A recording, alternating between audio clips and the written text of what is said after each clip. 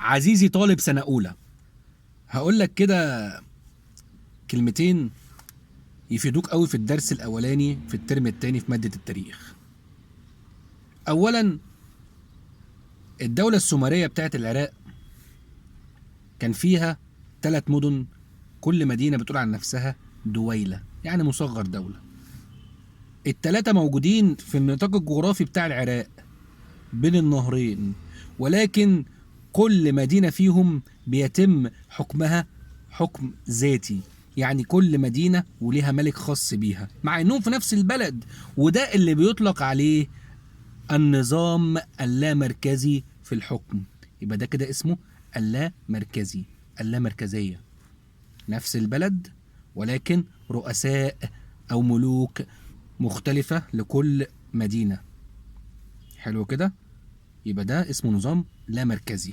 لما جه بقى سرجون الاول ووحد العراق وخلى العاصمه اكاد، اتحول النظام من اللامركزيه الى المركزيه. معلومه حلوه. خد بقى المعلومه الاحلى. حمورابي سعى ان هو يخرج جيل كفء من الاطباء عن طريق القوانين بتاعته. ازاي؟ قال ان الدكتور اللي يعمل عمليه جراحيه والمريض يموت منه هيتعاقب. اذا مفيش دكتور هيعمل عمليه جراحيه الا وهو واثق في امكانياته، دكتور شاطر متعلم كويس. يبقى نربط ما بين ان احنا عاوزين، او حمورابي عاوز يطلع جيل كفء من الاطباء والقوانين بتاعته. وكذلك نفس الموضوع في الهندسه، كان عاوز يطلع مهندسين اكفاء، فبنفس الطريقه عمل اللي انا قلت عليه. طبعا بالقانون بتاع لو حد من المهندسين بنى بيت والبيت ده وقع ومات جوه حد هيتعاقب المهندس، فلازم كان يطلع المهندس شاطر من البدايه. طبعا حمورابي كان له سلطه عسكريه بالحدود بتاعته اللي اتوسعت لحد الساحل الشرقي للبحر المتوسط، ولكن اقصى اتساع وصل في عهد نبوخذ نصر، واخد من الخليج العربي لحد بلاد الشام، توسع غربا وجنوبا. اما حمورابي توسع غربا بس. الحاجات دي مهمه، حاجات كده لذيذه. مش كل الحضارات محتاجه ميه عذبه، والدليل الدوله الاشوريه قامت على الجيش، كون جيش واهمل الموارد. سقطت الدوله الاشوريه، الدوله الاشوريه مش الامبراطوريه، الدوله سقطت بسبب اهمال الموارد. ليه؟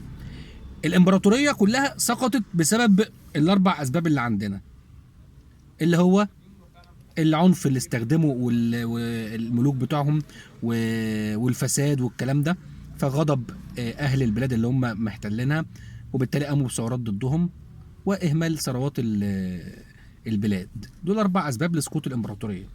اول 3 قلتهم هم الاساس. طب الامبراطوريه سقطت عادي، انا لسه عندي دولتي. الامبراطوريه يعني الاماكن اللي انا محتلها سقطت، عندي دولتي ارجع لها، بس انا مهمل اصلا مواردها، وبالتالي الدوله سقطت بسبب اهمال الموارد. دي حته مهمه قوي قوي قوي، فرق ما بين الامبراطوريه او سقوط الامبراطوريه وسقوط الدوله، تفرق.